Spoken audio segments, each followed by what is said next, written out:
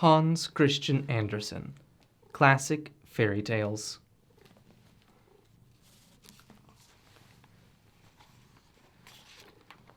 The Daisy. Now listen. In the country, close by the high road, stood a farmhouse. Perhaps you have passed by and seen it yourself.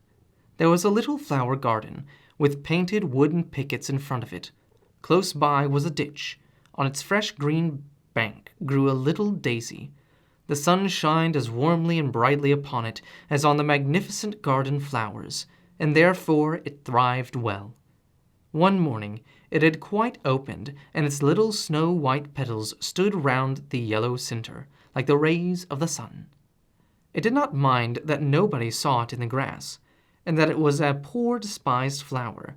On the contrary, it was quite happy, and turned towards the sun, looking upward and listening to the song of the lark high up in the air.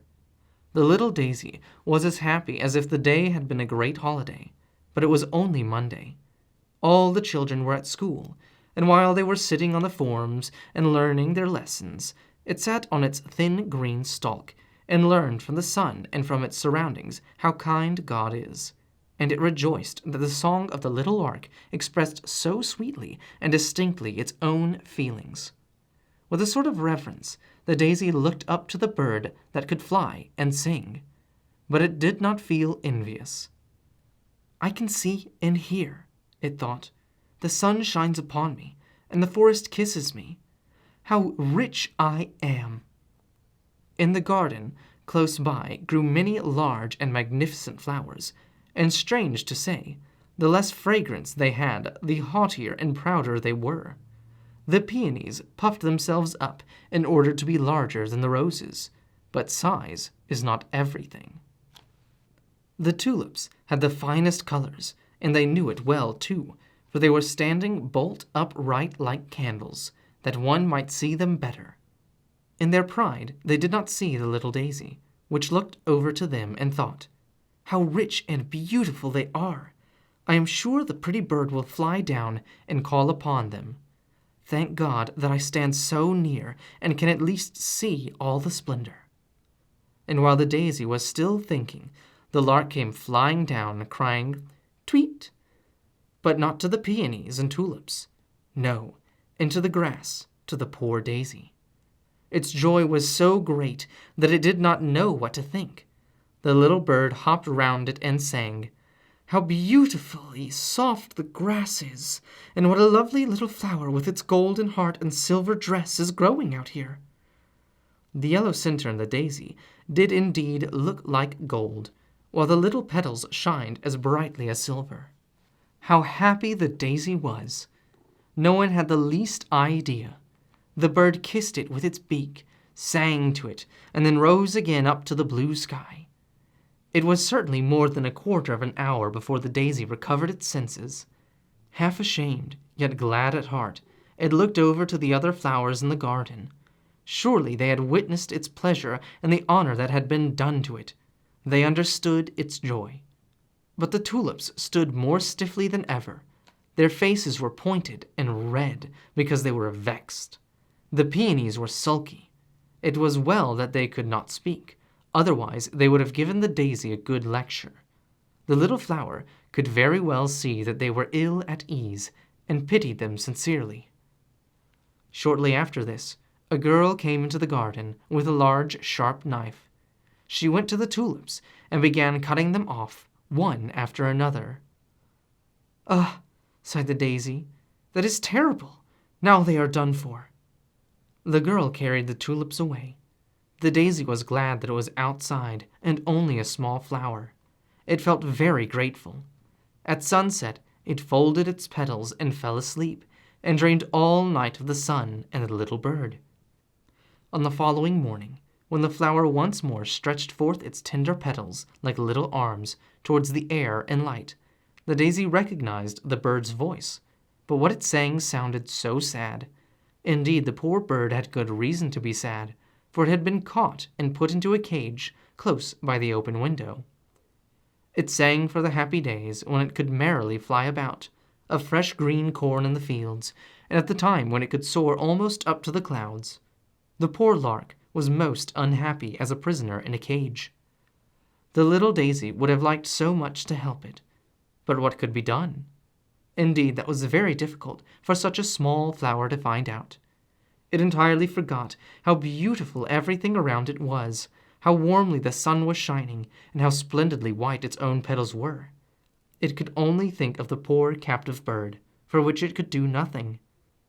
Then 2 little boys came out of the garden. One of them had a large, sharp knife, like that with which the girl had cut the tulips. They came straight towards the little daisy, which could not understand what they wanted.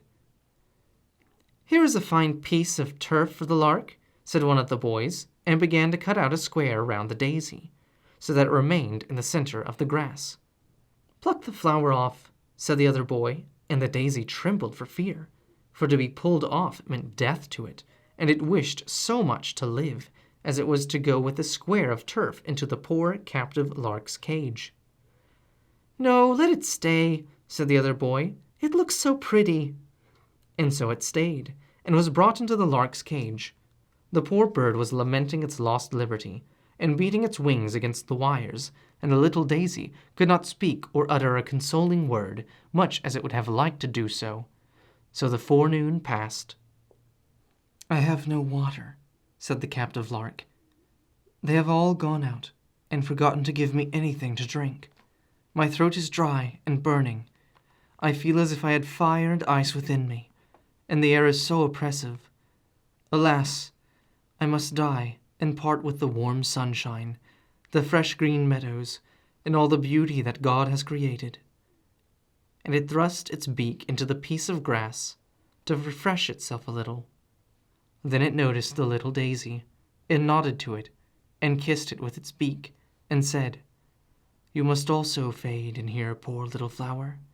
You and the piece of grass are all they have given me in exchange for the whole world, which I enjoyed outside. Each little blade of grass shall be a green tree for me, each of your white petals a fragrant flower. Alas, you only remind me of what I have lost." "I wish I could console the poor lark," thought the daisy.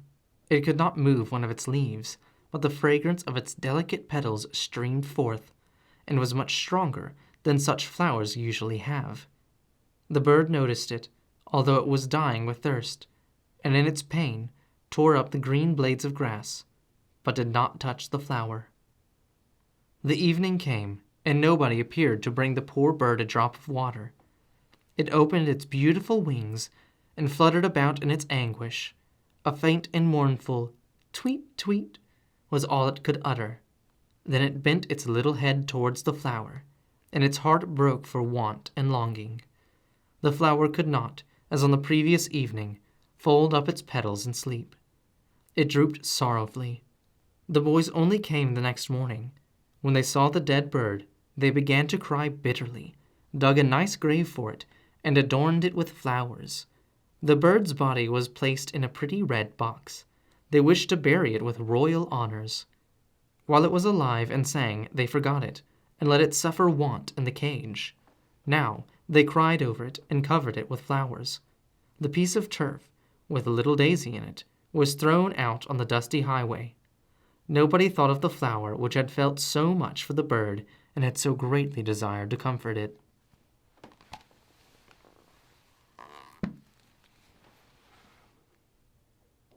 The end.